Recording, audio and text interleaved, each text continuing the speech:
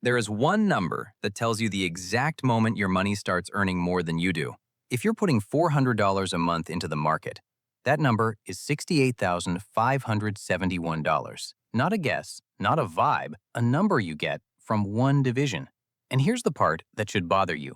Most people hit that number around year 10, and year 10 is also, statistically, the exact year most of them stop contributing. They quit one calculation away from the part that actually pays off. Today, I'm going to show you exactly where that number comes from, why the first 10 years feel like nothing is happening, and why the decade people usually quit in is the exact decade the math flips in their favor. To make sure this isn't just a story, we're going to lock every variable down, so there's nowhere for the math to hide. Same contribution every month, same fund, same real return, and I mean real after inflation, because that's the number that actually buys you something. The S&P 500 averages close to 10% a year before inflation. Inflation quietly takes around 3% of that. What's left, the part that actually buys more house, more groceries, more freedom, is about 7%. That's the number we run with for the entire video. One thing is allowed to change. From month to month, your account balance. Hold on to that. It's the entire video. Here's how most people picture saving $400 a month,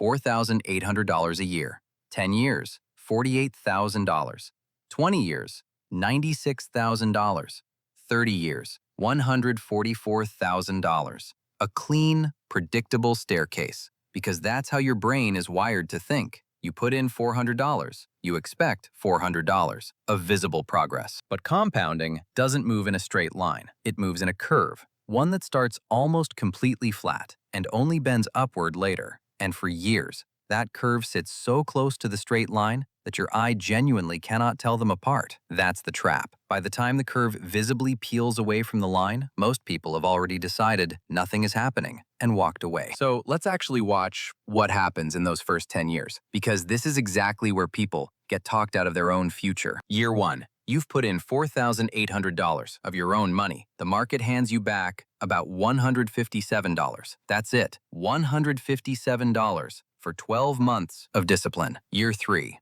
Your market gain for the whole year is around $900, about $75 a month, completely invisible next to the $400 you're putting in yourself. Year 5. You've contributed $24,000. Your balance sits around $28,500. Your gain that year, roughly $1,700, still small enough to feel pointless. Year 10. You've put in $48,000 of your own paychecks. Your balance is around $69,000. The market added roughly $21,000 across an entire decade, and your gain in year 10 alone, about $4,488, is still just under the $4,800 you contributed that year yourself. So you sit down and do the honest math. 10 years.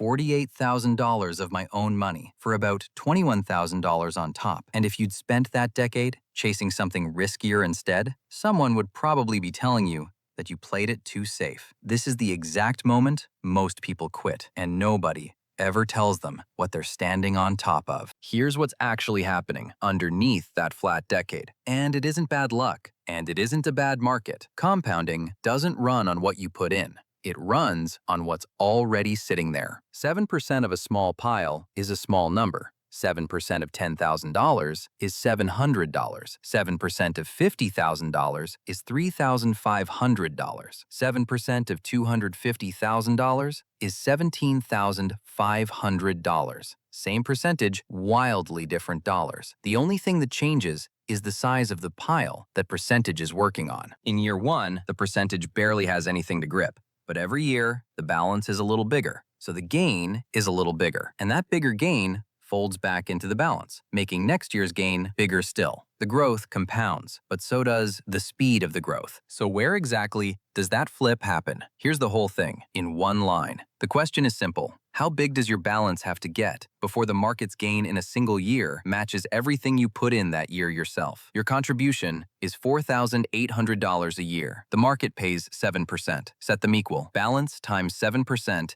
equals $4,800. Divide both sides by 0.07, and the balance falls right out. $68,571. That's the line. Below it, your paycheck is doing more work than the market ever could. Above it, the market takes over as the bigger contributor permanently. And it isn't a guess, it's one division, your contribution divided by your return. Now remember which year you crossed it in the example above, year 10, the exact year you were sitting there thinking about quitting. You were standing directly on the flip, the same year you most wanted to walk away from it. This one number actually gives you a map with 3 zones on it. Same formula, different sizes. The grind zone, any balance, below the flip line. Here, your own paycheck is doing basically all the work. This is where almost every account sits for the entire first decade, and it's exactly why saving early feels pointless even when it isn't. The flip,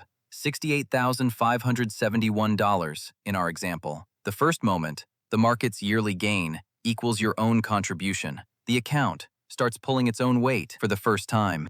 The runaway zone. Take the same formula and ask where the market's gain becomes 5 times your contribution. That's 5 times the flip line, around $343,000 in our example. At that balance, 7% alone hands you about $24,000 a year, 5 times the $4,800 you're putting in. Your own contribution has become a rounding error. The account is doing the work, and you're mostly just watching it happen. And here's something about compounding that feels almost unfair once you actually see it. Not every dollar you invest is worth the same amount. Not even close. A dollar you put in during year 1 has 30 full years to grow. At 7%, it turns into roughly $8 by the finish line.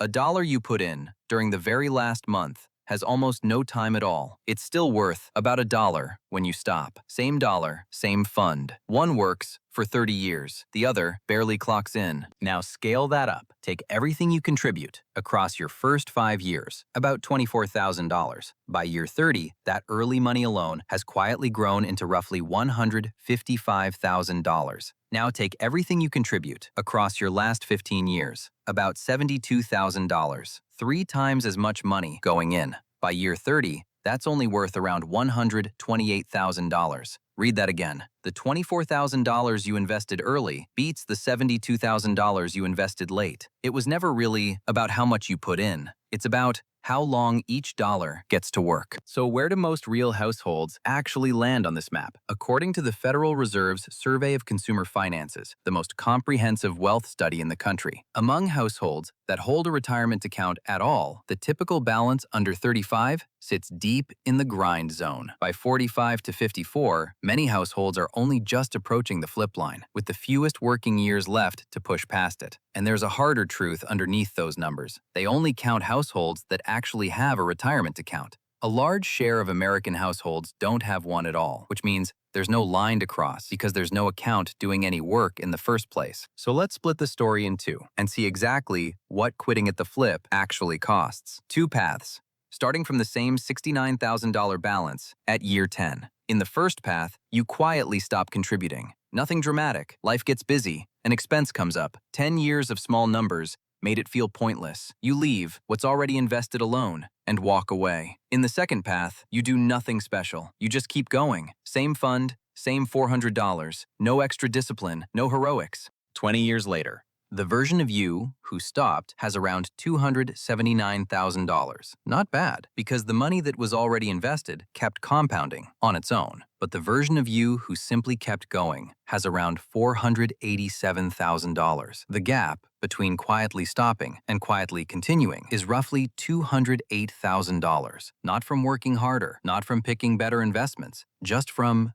not stepping off the line the same year you finally reached it. And here's the most expensive decision most people never realize they're making: not quitting, waiting. Say you don't quit at all, you just start. 1 year later than in our example. Same $400 a month, same 7%, same finish line, just 12 months later. That single year of delay costs you around $37,600 at the end. Sit with that. The year you skipped was $4,800 of contributions. Skipping it cost you nearly 8 times that amount because the dollars you didn't invest in that first year were the exact dollars that would have had the longest runway to grow. The most expensive year of your investing life isn't the year the market crashes. It's the year you sat out and never started. Now, the part a lot of channels skip. There are real situations where this story doesn't hold up cleanly, and you deserve those straight. If you can't actually stay invested, if you need that money at year 12 for a down payment, the backloaded math doesn't help you. You walk out with whatever the grind zone gave you, not the runaway zone.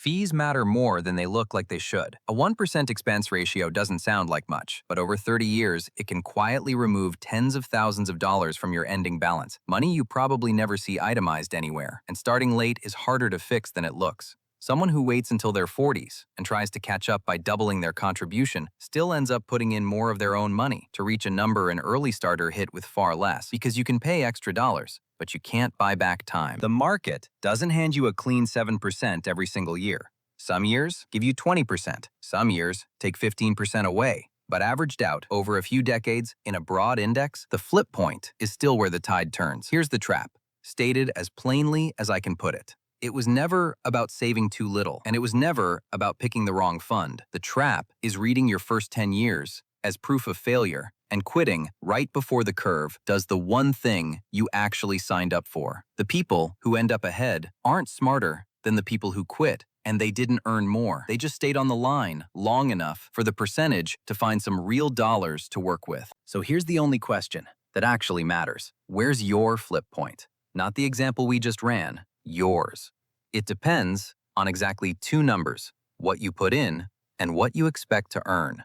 If you want, drop your monthly number in the comments, and I'll tell you exactly where your line sits. Subscribe if this just showed you a piece of the math you'd been missing. We run these numbers every week.